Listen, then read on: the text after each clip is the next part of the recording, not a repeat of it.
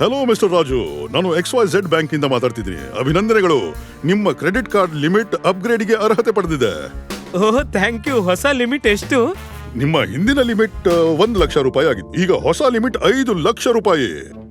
ಬಹಳ ಒಳ್ಳೆಯದು.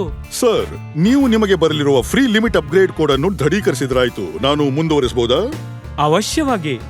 ನಿಮ್ಮ ಕಾರ್ಡ್ ನಂಬರ್ 45001000. ಸರಿಯಾಗಿದೆ.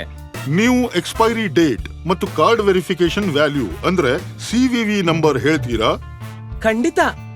ಎಕ್ಸ್ಪೈರಿ ಡೇಟ್ ಜನವರಿ 2025 ಮತ್ತು CVV ನಂಬರ್ 111. ನಿಮ್ಗೊಂದು ಆಕ್ಟಿವೇಶನ್ ಕೋಡ್ ಬಂದಿರಬೇಕು SMS ಅಲ್ಲಿ. ದಯವಿಟ್ಟು ಅದನ್ನ ಹಂಚಿಕೊಳ್ಳಿ. ಹೌದು, ಅದು 123456. ದೃಢೀಕರಣಕ್ಕಾಗಿ ವಂದನೆಗಳು. ನಿಮ್ಮ ಕಾರ್ಡ್ ಲಿಮಿಟ್ ಅನ್ನು ಅಪ್ಗ್ರೇಡ್ ಮಾಡಲಾಗಿದೆ. ಈ ಬಗ್ಗೆ ನಿಮಗೆ ಮುಂದಿನ 2 ಗಂಟೆಗಳೊಳಗೆ ಒಂದು SMS ಬರುತ್ತದೆ. ಶುಭ ದಿನ. 70,000 ರೂಪಾಯಿ ಖರ್ಚಾಗಿದೆಯೇ?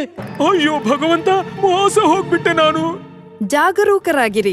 ಕ್ರೆಡಿಟ್ ಕಾರ್ಡ್ ಮಿತಿಯ ಅಪ್ಗ್ರೇಡೇಷನ್ ಹೆಸರಲ್ಲಿ ಮೋಸ ಹೋಗಬೇಡಿ. ಮಾಡಬೇಕಾದದ್ದು: ಮುಂದಿನ ವ್ಯವಹಾರಗಳನ್ನು ತಡೆಯಲು ಕಾರ್ಡ್, ಖಾತೆ ಅಥವಾ UPI ಅನ್ನು ಬ್ಲಾಕ್ ಮಾಡಲು ಕೂಡಲೇ ಬ್ಯಾಂಕಿಗೆ ಕರೆ ಮಾಡಿ. ಘಟನೆಯನ್ನು ವರದಿ ಮಾಡಲು ಒಂದು ಮಿಂಚಂಚೆ ಪತ್ರವನ್ನು ಕಳುಹಿಸಿ ನಿಮ್ಮ ಹೋಮ್ ಬ್ರಾಂಚ್ಗೆ ಹೋಗಿ.